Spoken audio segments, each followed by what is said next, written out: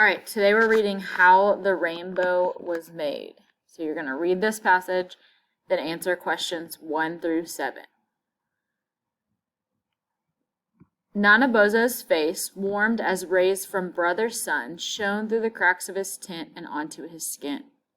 Nanabozo slowly awakened, rose from his bed, and stepped outside into the cool morning air. The warm light from brother sun struck the grass, making its rays look like threads of gold sparkling out of the vivid blue sky. Nanabozo was amazed by the vivid greens, golds, and blues that surrounded him, and he thought the meadow looked like a splendid masterpiece. He had never seen such beautiful colors. Nanabozo wanted the rest of his surroundings to be just as beautiful as the meadow. Make sure you're pausing to annotate when you find something important. Nanabozo thought about how to make his world more colorful as he walked to the cool waterfall just down the path from his tent. As he hiked down the path toward the waterfall, the canopy of trees overhead shielded the ground from the yellow sun rays, making the path look dull and full of shadows. Nanabozo noticed suddenly that all the flowers along the pathway were white and dull. Nanabozo wished the pathway could look as dazzling as the meadow outside his tent. Then Nanabozo had an idea. He could paint the flowers along the path and create the masterpiece he longed to see. Nanabozo hurried home and collected a paintbrush and containers of paint. On his way back down the path, Nanabozo spotted a patch of pale white dandelions. "Poor things," cried Nanabozo. "These pale white flowers are so dull and dismal. I will paint these dandelions bright yellow, so they match the hue of brother sun." With that, Nanabozo set to work painting the flowers bright yellow. After hours of painstaking work, all the dandelions in the meadow were a brilliant golden hue. "They look like hundreds of tiny suns," said Nanabozo, feeling pleased with his work. Nanabozo noticed that the creatures of the forest flocked towards the vibrant dandelions.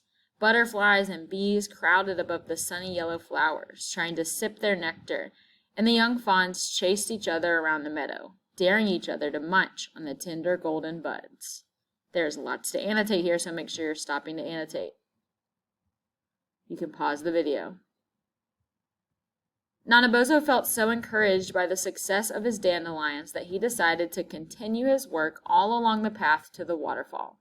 He walked only a short distance before he came upon a bush of lilies that was the bland color of morning gruel. Nanabozo scrunched his nose in distaste and grimaced at the sight of the blossoms. He looked down at the paint he had brought with him: red, orange, yellow, green, blue, and violet. Nanabozo pursed his lips and lifted the orange paint container. Pleased with the selection, he began to color the delicate flowers. As he worked, Nanabozo again noticed the creatures of the forest flocking toward the now orange blossoms. Grasshoppers jumped from flower to flower, relishing the joyfulness of the change, and the rabbits nibbled at the cheery petals. Nanabozo felt very happy as he continued working along the path. Hunched over the ground, he painted hundreds of blossoms with intricate designs hour after hour. By the late afternoon, Nanabozo had painted flowers in all the colors of the paint he brought with him. His world was dripping in vibrant blooms. Nanabozo felt a joy in his heart, but he still felt that something was missing. Nanabozo's hands ached from holding the paintbrush, and his arms felt like knotted ropes. He reached a patch of ferns just beside the path and decided to rest for a few moments.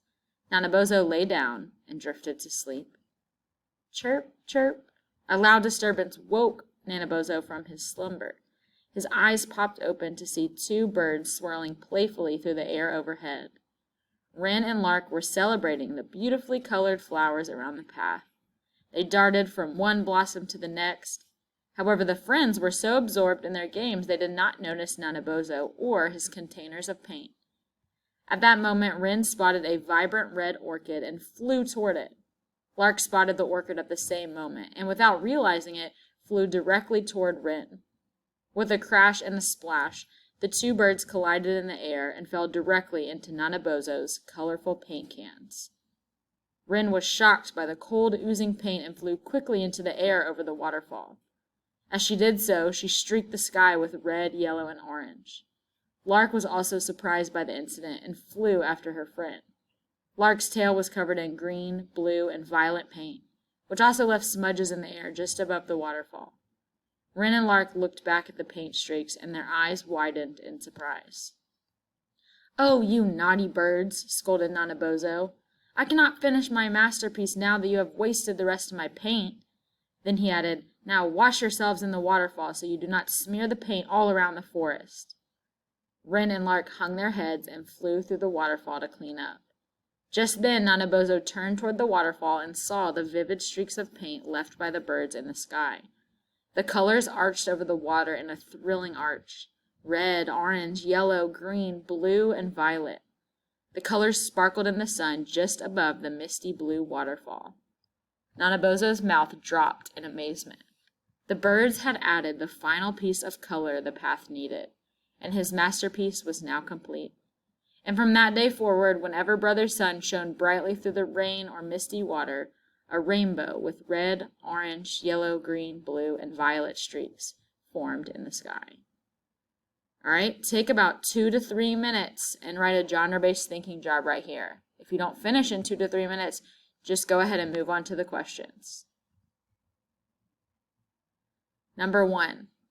As used in line 28, the word bland most closely means A. Exciting, B.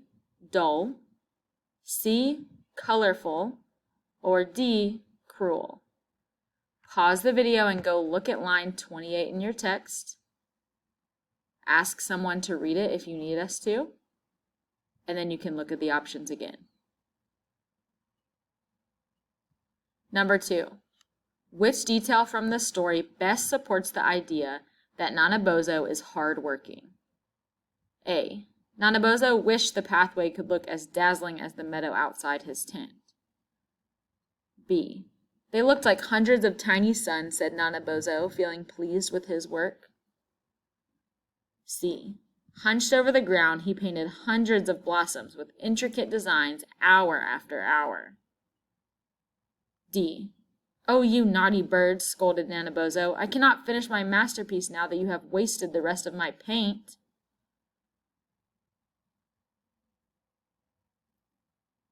Number 3. Which detail from the story best supports the central idea? Go back to your genre-based thinking job so you can refresh your brain about your central idea. A. Then Nannabozo had an idea. He could paint the flowers along the path and create the masterpiece he longed to see. B.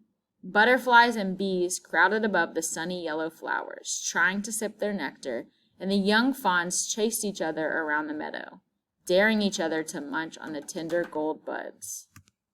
C. With a crash and a splash, the two birds collided in the air and fell directly into Nannabozo's colorful paint cans. D.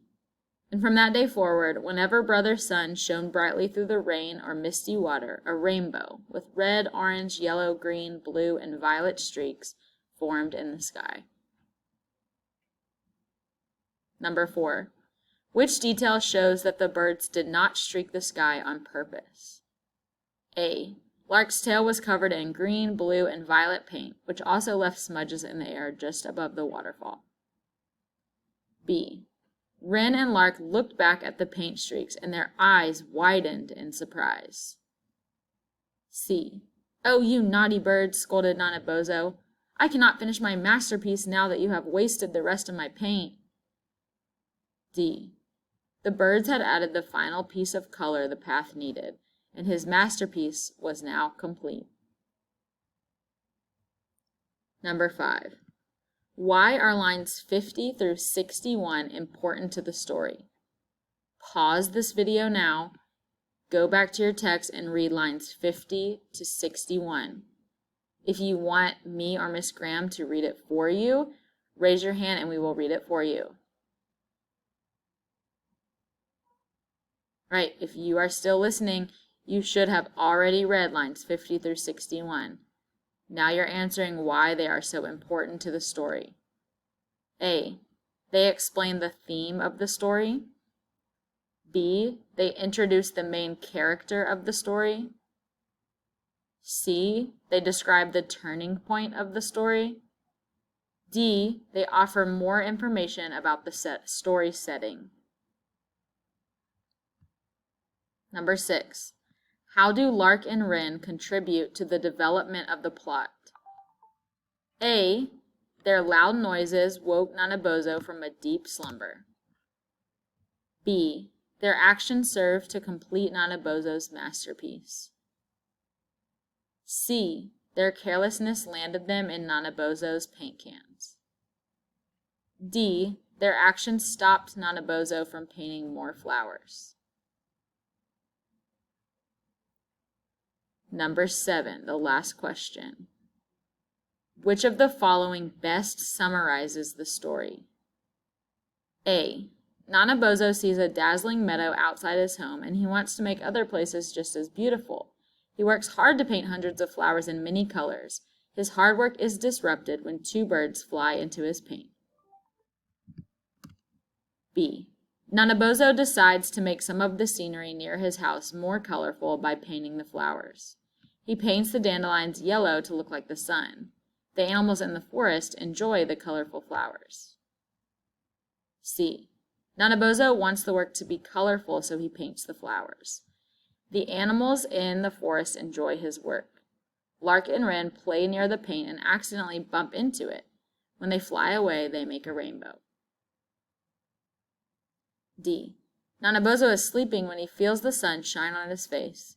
He wakes up and sees the sun is dazzling yellow in the meadow outside his tent. He thinks the scene is beautiful. He wishes every place in the world looked just as pretty. All right, now is the time to check over your work. So go make sure that you have testing strategies that you have used on all of your multiple choice questions.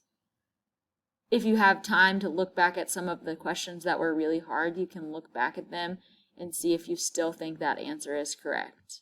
Use all of your time.